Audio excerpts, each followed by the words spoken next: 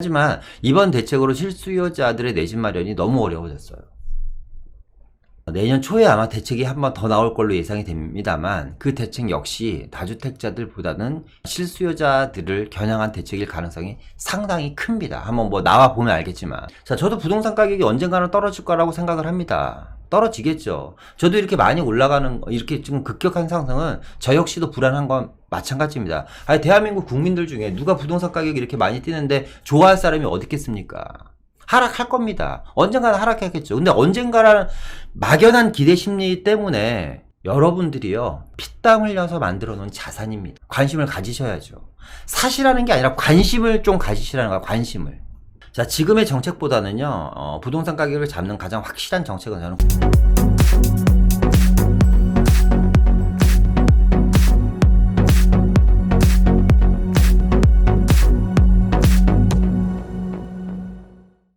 안녕하세요, 확인입니다. 자, 오늘은 12월 29일 일요일입니다. 이제 올 한 해도 한 이틀 정도 남은 것 같습니다. 이 영상을 보시는 모든 가정과 개인의 행복과 행운이 마지막 남은 날까지 넘쳐나길 바라겠습니다.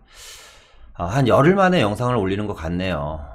물론 영상은 빠르면 한 내일 정도에 올라갈 것 같습니다. 내일 정도 여러분들이 보실 수 있을 것 같고요.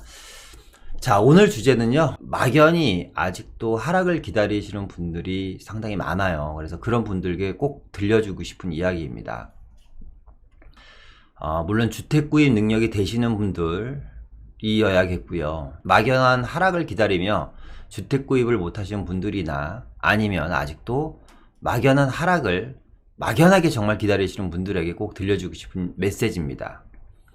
오늘 뭐 대책에 대한 이야기는 안 하겠습니다. 뭐 이 유튜브 영상에 12, 16 대책과 그에 대한 이야기는 너무 많이 올라와 있기 때문에 그 내용은 좀 빼고요. 어쨌거나 대책이 나온 지 한 보름 정도가 되었어요. 그런데 이제 이 하락을 기다리시는 분들은 어떤지 그 심정이 좀 궁금해졌어요. 하락을 기다리시는 분들, 이번 대책이 혹시 마음에 드시나요? 모두 아시다시피 이번 대책은 하락을 기다리시는 분들에게 어쩌면 직접적으로 큰 관련이 있는 내용들이 이번 대책에 많이 들어가 있습니다. 뭐 대책을 정리하자면 이런 거죠. 다 아시다시피 다주택자와 그동안은 고가 주택을 보유하신 분들에게 좀 규제를 가하는 정책이었다면 이번 정책은 무주택 또는 1주택자 중에서 갈아타기를 생각하시는 분들을 위한 규제책입니다. 자, 여러분들이 그렇게 기다리시는 하락의 의미는 뭔가요? 정말 한 50% 정도 주택가격이 하락할 거라고 믿으시나요? 전 개인적으로요, 폭락의 의미, 그렇죠. 이제 폭락의 의미를 한번 얘기해 볼까요? 한 50% 정도 빠지면 폭락일까요? 저는 개인적으로 주택가격이 한 30% 이상 하락하는 것이 폭락이라고 생각합니다. 주택가격 30%면 어마어마한 수치거든요, 사실은. 30% 이하로 빠지는 거, 예를 들어서 한 10% 정도나 20% 정도는 저는 조정장이라고 생각이 듭니다.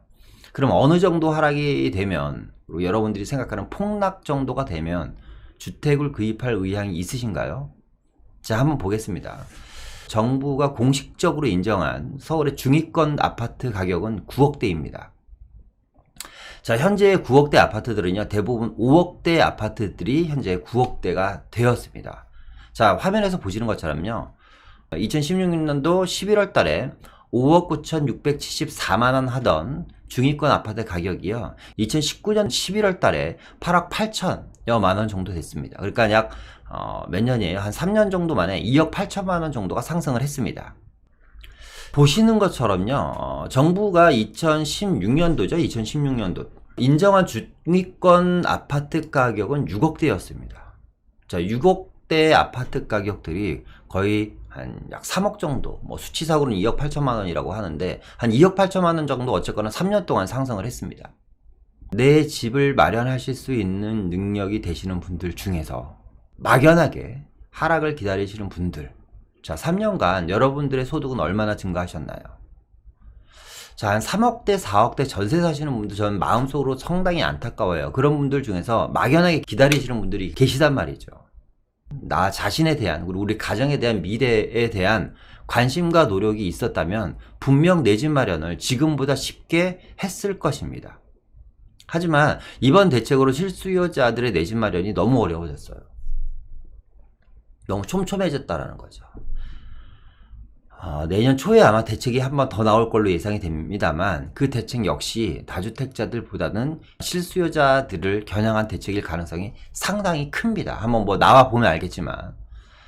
자, 그럼 많은 분들이 기다리시는 그런 하락에 대한 시나리오를 한번 보고요. 얼마나 하락할지를 한번 예상해 보겠습니다. 자, 서울 중위권 가격이 한 9억 정도라고 하니까 제가 임의적으로 아파트 단지 중에서 하나를 한번 뽑아봤습니다. 자, 기름 내면 6단지고요. 31평형입니다.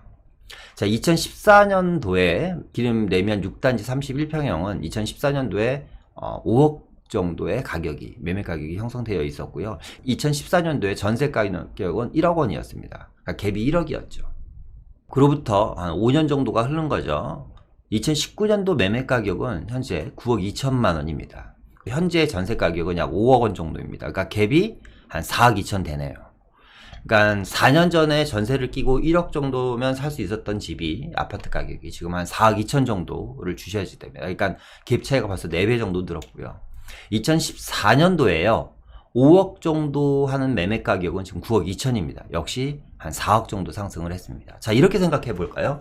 2014년도에 이 아파트 가격이 전세가 4억이었으니까 이 4억 정도 전세를 사시는 분들 중에서 이 아파트를 사신 분이 계실 거고, 유사한 아파트 금액 4억 정도 전세 사시는 분들이 5억이나 6억 정도 되는 아파트를 전세 매매를 그러니까 대출을 활용해서 내 집 마련을 하신 분도 계실 거고요. 아직까지 4억에 사시는 분들 중에서 전세금을 올려주면서 현재 임대로 사시는 분들이 계실 겁니다. 자, 그럼 우리가 하락 시나리오를 한번 볼게요. 하락 시나리오. 자, 2019년도 매매 가격은 9억 2천만 원입니다. 약 10% 정도가 하락을 하면요. 8억 2,800만 원이네요. 전세 가격은 5억인 상태에서 고정시켜 놓으니까 갭 차이는 3억 2,800만 원 정도가 되고요. 약 20% 정도가 하락하면요. 매매 가격은 7억 1,800만 원, 9억 2천만 원에서 7억 1,800만 원이니까 한 2억 정도가 하락을 하는 거네요. 그죠? 20% 정도 하락했을 때. 전세 가격 5억인 게 이제 고정적이니까 실제로 이제 만약 갭을 이용한다면 2억 1,800만 원이면 살 수 있을 것 같고요. 약 30% 정도 하락을 한다고 하면 6억 4,400만 원이 됩니다. 그러니까 한 약 2억 5천 정도가 빠지는 거죠. 전세 가격이 5억이니까 갭은 1억 4,400만 원이고요. 자, 40% 정도 하락한다고 한번 보겠습니다. 그러면 5억 5,200만 원입니다. 전세 가격이 5억이니까 5,200만 원이면 사는 거예요. 갭을 활용한다면. 저희가 그동안 올렸던 지난 영상을 한번 가만히 보시면 제가 이런 얘기를 많이 하잖아요. 생각보다 많이 하락이 안 올 수도 있다. 생각보다 큰 하락이 안 올 수도 있다. 조정에서 끝날 가능성이 상당히 많다. 왜냐하면 우리는 학습 효과가 있기 때문에. 매매 가격이 어느 정도 빠지기 시작하면 많은 사람들이, 현금을 갖고 있는 사람들이 갭을 활용한 매수가 적극적으로 들어갈 것이다 라는 메시지를 보내드렸습니다. 자, 여러분들이 이 표를 보시면 10% 하락, 20% 하락, 30% 하락, 40% 하락 정도로 제가 한번 만들어 봤는데요. 몇 프로 정도 하락할 거라고 생각이 드십니까? 그리고 어느 정도 하락 구간이 나오면 여러분들이 내 집을 마련하실 생각이십니까? 저는 개인적으로요, 10%에서 15% 정도의 하락은 될 수 있다라는 생각이 듭니다. 보세요. 한 10에서 10% 정도 하락을 하면요. 얼마 정도 주고 사는 거예요? 한 8억대 정도 주고 사는 거예요. 자, 그러면 좀 더 일찍 내가 관심을 가졌다면 5억대, 6억대, 7억대에서도 충분히 사실 수 있었겠죠. 결국 하락을 한다고 하더라도 상승 이후의 하락이잖아요. 상승 이후의 하락이기 때문에 저렴한 금액대에 사기는 상당히 힘듭니다. 물론 재건축 아파트들처럼 갭 차이가 큰 것들이 있잖아요. 뭐 매매가는 20억인데 전세는 4억 정도 되는 아파트들. 이런 아파트들 같은 경우는 갭 차이가 상당히 갭이 크기 때문에 많이 지금 말씀드린 것처럼 30% 이하까지도 떨어질 가능성이 있다고는 봅니다. 만약에 큰 하락장이 온다면. 그런데 제가 오늘 말씀드리는 것은 실수요자들을 위한 영상입니다. 이 실수요자들이 몇십억 하는 아파트들이 한 10억 정도 떨어졌다고 살 수 있는 여건은 아니거든요. 자, 보통의 일반인들은요, 대출을 활용해서 내 집을 많이 마련을 합니다. 온전히 내 돈을 갖고 사시는 분들은 극소수일 거라고 생각해요. 보통 몇 프로 정도의 대출을 받냐면 한 30에서 40% 이상 정도의 대출을 받습니다. 물론 많이 받으시는 분들은 과거에 60, 70% 이상 대출을 받으시는 분들도 계세요. 소득이 안정적인 분들이시겠죠. 자, 보세요. 9억짜리 아파트에 대한 대출을 막아놨기 때문에 전 개인적으로 뭐 다른 지금 정책 얘기하는 건 아닙니다. 그냥 9억 정도 실수요자들이 쉽게 접근할 수 있는 아파트들이 9억 이하일 거 아니에요. 9억 이하이기 때문에 9억짜리 아파트에 대한 대출을 막아놨기 때문에 9억 이하에 대한 아파트 가격 상승은 불보듯 뻔합니다. 보세요. 정부가 2017년도에 중위권 아파트 가격을 6억으로 정하고 6억에 대한 규제를 많이 했잖아요. 6억 이상에 대한 주택에 대한 규제를 많이 했어요. 그러다 보니까 6억 이하 아파트들이 다 6억 이상으로 상승을 해버렸습니다. 그건 팩트지 않습니까? 팩트. 그렇죠? 자, 그럼 9억 이하의 아파트들이 거래량이 늘어날 수밖에 없고 또 9억 이하의 아파트들이 빠른 속도로 상승할 수밖에 없어요. 자, 그럼 9억 이상에 대한 아파트는 거래량이 당연히 줄겠죠. 사기가 어려우니까. 물론 갭을 활용해서 사시는 분들도 계시겠지만 수요는 줄어들 거에 분명합니다. 그럼 반대로 한번 얘기해 봅시다. 숫자가 9억이라는 의미는 어떤 의미냐면요. 9억 정도 되는 평형을 가지고 있고요. 그게 지역에 따라 틀겠죠. 어떤 지역은 40평대가 9억일 거고 어떤 지역은 20평대가 9억일 거고 기름동 같은 경우는 30평대가 9억입니다. 그리고 이 9억이라는 숫자가 가지고 있는 의미는 학교가 좀 더 가까우면 9억이겠죠. 학교가 좀 멀면 한 6억대, 7억대가 나올 거고 그러니까 교육 여건이 좋다든가 아니면 편의시설이 많다든가 아니면 뭐 역세권이라든가 이런 의미일 것입니다. 단순히 숫자 9억이 의미가 아니기 때문에 이 9억짜리 아파트를 원하는 수요가 있을 거 아니에요. 갈아타는 수요든 아니면 임차 수요든 내 집 마련 수요든 간에 그럼 결국에는 이 수요는 증가할 걸로 예상이 됩니다. 왜? 입지가 좋으니까 9억일 거 아니에요. 방이 2개인데 3개짜리를 원하시는 분들도 계실 거고 직장과 좀 더 가까운 곳을 원하시는 분들도 계실 거고 교육 때문에 6, 7억짜리 아파트에서 9억짜리로 가시는 분들도 계실 거란 말이에요. 근데 중요한 건 집을 못 사요. 물론 살 수도 있겠죠. 현금을 많이 보유하고 있다면. 그런데 너무 촘촘하게 규제를 엮어놨어요. 보시면 아시겠지만 제가 12, 16 대책에 대해서 긴 얘기는 안 하겠다고 했습니다. 어쨌거나 두 가지죠. 쟁점은. 첫 번째는 대출을 막아놨어요. 두 번째는 자금 조달 계획서를 너무 꼼꼼하게 써야지 돼요. 정말. 과거보다 자금 조달 계획서를 작성하는 내용들이 상당히 많아요. 그러니까 힘들 거 아니에요, 일단은. 자, 그러면 그 수요들은 내 집 마련을 못하니까 어떻게 될까요? 임차 수요로 갈 수밖에 없어요. 반전세는 전세 수요. 자, 그러면 매매 가격은 9억입니다. 전세는 5억입니다. 그런데 매매 가격은 움직이질 않아요. 왜? 수요가 많이 줄어들었으니까. 근데 이 수요들이 집을 못 사게 막아놓으니 어떻게 전세 수요로 들어갈 거 아닙니까? 전세 가격이 어떻게 될까요? 계속 올라가겠죠. 그럼 매매 가격과 전세 가격의 갭이 줄어드는 거예요. 갭 매우기 현상이 또 일어나는 겁니다. 자, 그러면 갭이 줄어들었죠. 자, 자연스럽게 얘는 거래는 되지 않아요. 절대 거래는 되지 않는데 혼자 올라가는 거예요. 혼자. 자, 제 영상을 제가 한번 찾아서 한번 올릴게요. 한번 보시면요. 리먼 사태 때 2014년도입니다. 이 리먼 사태 이후에 우리나라 부동산 시장이 하락장일 때 하락한 부동산이 있는데요. 희한하게 30% 이상씩 떨어진 아파트들이 있어요. 재건축 아파트들. 그리고 기존 아파트들 한 20%대 정도 하락을 했거든요. 그런데 그때 많이 오른 아파트들이 있어요. 많이 오른 아파트들이. 희한하지 않습니까? 왜? 그게 매매는 안 되는데 전세가 치고 올라가다 보니까 얘가 자연스럽게 그냥 호가가 올라가는 거예요. 거래는 안 되는데. 이런 현상이 일어날 겁니다. 자, 그러면 지금 말씀드렸던 것처럼 여태까지 기다리시는 분들은 또 올라간 금액에서 떨어지니까 올라간 금액에서 하락할 거 아닙니까? 아까 말씀드렸던 것처럼 좀 진작에 움직이셨으면 5억대, 6억대, 7억대에서 분명히 사실 수 있으셨을 거예요. 고장난 시계는요, 하루에 2번 정도 시간을 정확하게 맞춥니다. 이게 12시에 맞춰져 있다면, 난 12시에 한 번, 정오죠. 정오에 한 번 시간을 맞출 수 있고요. 자정이죠. 밤 12시에 이 시계는 시간을 맞출 수 있어요. 무슨 얘기냐?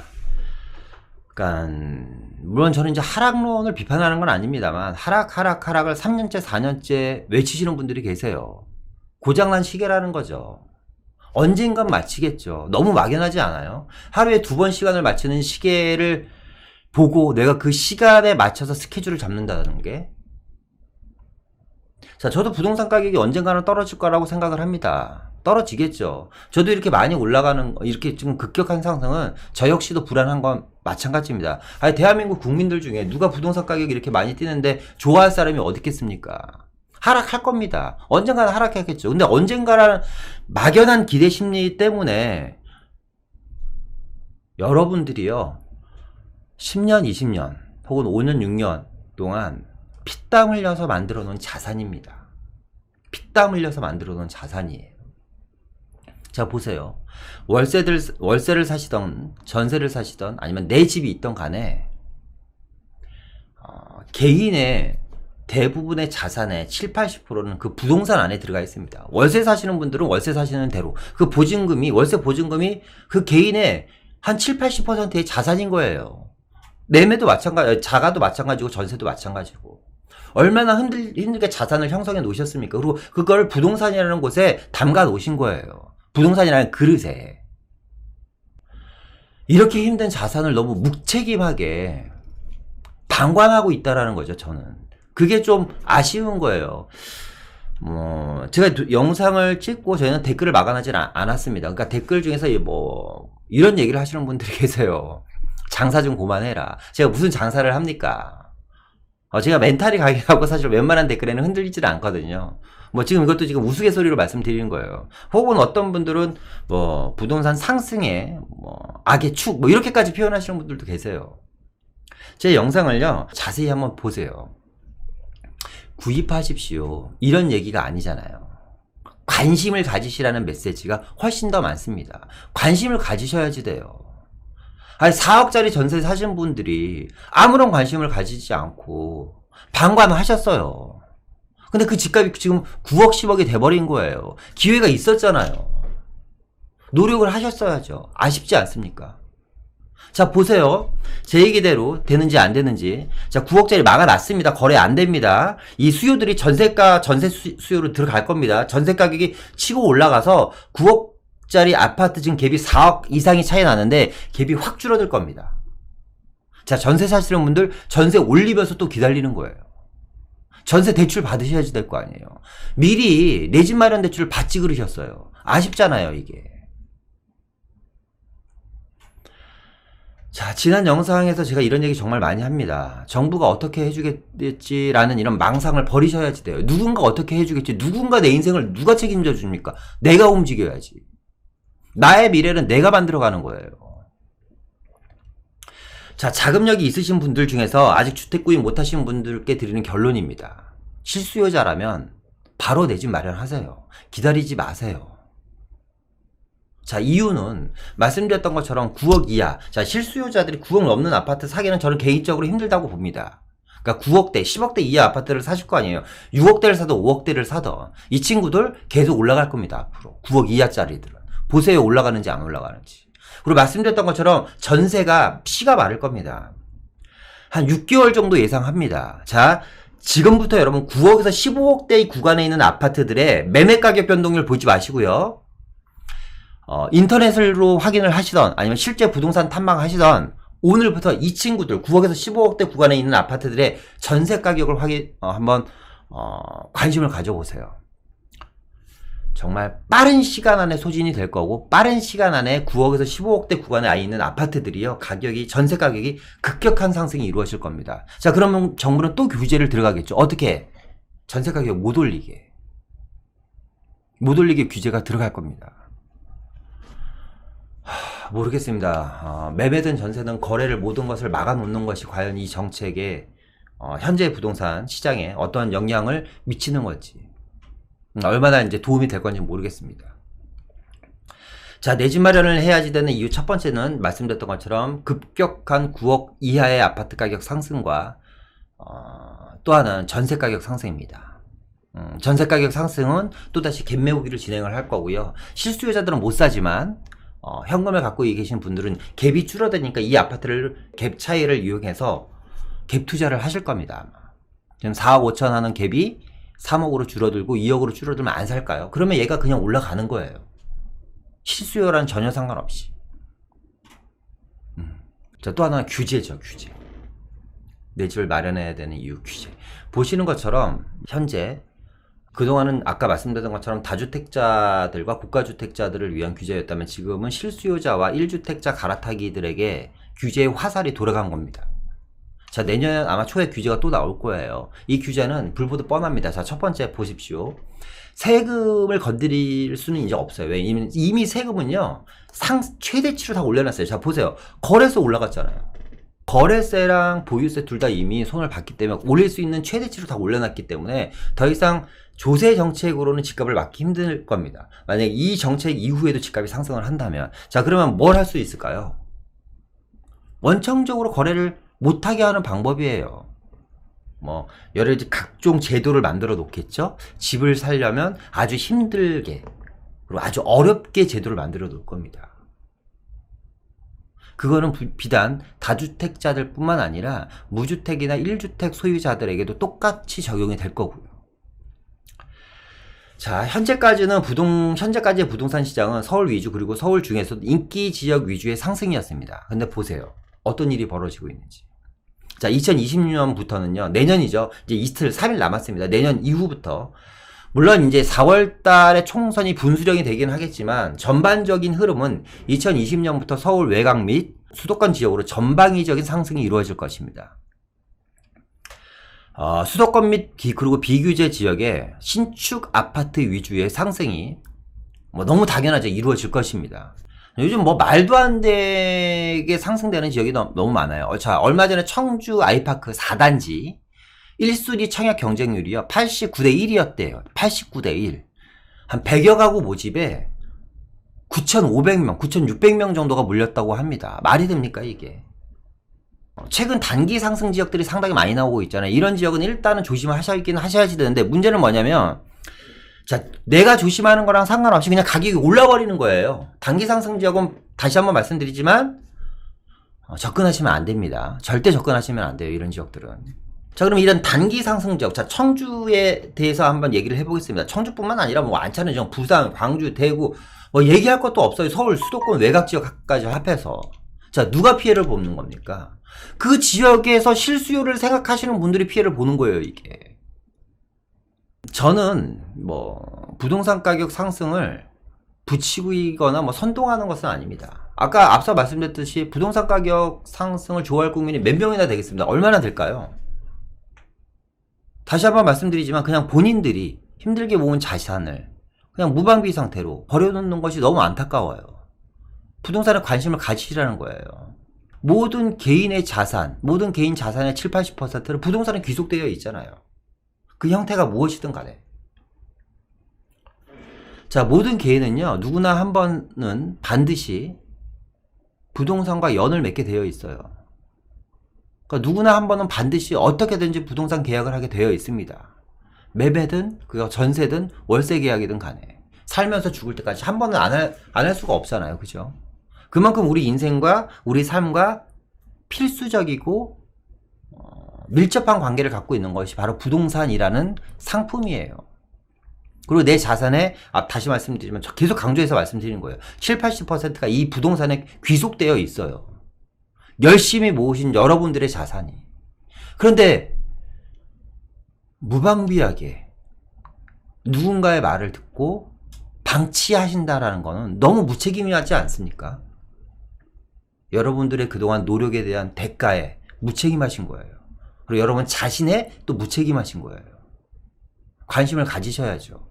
사실하는 게 아니라 관심을 좀 가지시라는 거야. 관심을. 자, 지금의 정책보다는요, 부동산 가격을 잡는 가장 확실한 정책은 저는 공급이라고 봅니다. 공급 앞에 장사 없어요. 주택이 안 떨어질 수가 없습니다. 수도권에 30만 호 정책을 폈잖아요. 최근 5, 6년간요, 서울시에서 규제로 인해서 혹은 직권에 의해서 재개발 재건축이 스톱됐거나 아니면 멈추거나 재개발 재건축 단지들이 구역이 해지된 곳이 수백 군데입니다. 그 수백 군데 지역에 아파트 공급을 만약에 했다면 약 26만 가구 정도의 공급이 이루어진다고 합니다. 수도권 30만 원이잖아요. 자, 수도권 30만 원 공급과 재개발 재건축으로 인해서 서울에 25만에서 26만 가구의 공급이 이루어지는 거는 판이 틀립니다, 여러분. 생각해보세요. 서울 안에서 거의 30만 가구가 육박하는 주택이 공급되는데 누가 무서워서 집을 살까요? 불보듯 뻔하지 않습니까? 수요는 서울로 몰리고 있는데. 그러니까 정책의 부동산 가격을 잡는 가장 근본적인 정책은 근시안적 땜질식 정책이 아니라고 봐요. 요거 막아놓으면 뭐예요? 여기서 옆에서 물 새는데 또 막으면 또 위에서 물 새는데요. 그렇게 하는 게 무슨 의미가 있겠습니까? 서울 안에 공급을 늘리는 거예요. 어떻게 재개발 재건축 활성화 시켜서 집값을 잡겠다고 안전진단 강화시켰잖아요. 의미가 없어요. 자 보세요. 안전진단 C등급 D등급 나오면 재건축 못하잖아요. 자 30년 이상 된 아파트입니다. 10년 지나면 40년 차고요. 40년 된 아파트가 안전진단 C등급 나왔다고 가정을 해봅시다. 10년 지나면 50년 되는 거예요. 건축은 안 노후되나요? 그럼 그때 하겠다라는 거 아닙니까? 그때 하면 가격이 안 오르나요? 의미가 없어요. 제가 흥분을 해갖고 또 얘기를 하다가 또 흥분을 해갖고 너무 멀리까지 간 것 같습니다. 정리 좀 해보겠습니다. 정리. 자, 오늘은요, 초반에 말씀드렸던 것처럼, 막연한 하락을 기대하시는 분들에게 드리는 메시지고요. 막연한 하락을 기대하시면서 집 살 능력이 충분히 됐음에도 불구하고 집을 안 사신 분들에게 드리는 메시지입니다. 물론 과거보다 집 사기는 어려워졌습니다. 내 집 마련을 하기는 상당히 어려워졌고요. 정책적인 규제로 인해서 아무로 그런 현상은 점점 더 진행이 될 걸로 예상이 됩니다. 그러니까 집 사기는 점점 어려워진다라는 거예요. 막연한 하락 기대하지 마십시오. 내가 지금 9억 주고 샀는데 제가 말씀드렸던 것처럼 한 10에서 15% 빠져서 8억대나 7억대까지 떨어졌다고 가정을 해봅시다. 그날이 언제 올지 모르겠지만 그게 끝일까요 과연? 다시 10억으로 올라갑니다 여러분. 40년 대한민국 부동산 역사 중에서 통계가 나온 이후로 한 35년 정도의 통계가 이루어졌으니까요. 자, 해방 이후 대한민국 부동산 딱 2번 떨어졌어요. 해방 이후 여러분. IMF 때 한번 떨어지고요. 리먼 사태 때 떨어졌어요. 언젠간 또 떨어지겠죠. 그 언젠가냐는 막연한 기대에 여러분들의 모든 자산을 걸지 마시라는 거예요, 여러분. 노력을 하셔야지 되고요. 공부를 하십시오. 그리고 관심을 가지십시오. 두드려라. 그럼 열릴 것이다. 이런 얘기 있잖아요. 왜 관심을 안 가지세요? 그래서 내 집 마련 한 채는 반드시 좀 하셨으면 좋겠어요. 어떤 분, 제 댓글에 이런 댓글을 다신 분들도 계세요. 자기 본인은 캠핑카 타고 다니신다고. 뭐 그게 잘못된 건 아닙니다. 뭐 모든들 마음이니까 그거는. 평생 임대로 거주하시는 게 뭐 잘못됐다라고 말씀드리는 것도 아니에요. 하지만 내 자산, 내가 그동안 노력한 대가에 대한 보상은 받으셔야 된다. 라고 말씀드리고 싶습니다. 자, 이제 한 해가 이틀 남았습니다, 여러분. 가정의 행운과 행복이 깃들길 바라겠고요. 내년에 좀 더 좋은 계획을 세우시고, 올해 못다한 만약에 계획이 있다면 내년에 꼭 이루셨으면 좋겠고요. 2020년에는 좀 더 환하게 웃는 우리 모두가 한 해가 되셨으면 좋겠습니다. 건강하고 부자가 되는 한 해를 바라면서 이상 오늘 마치겠습니다. 감사합니다.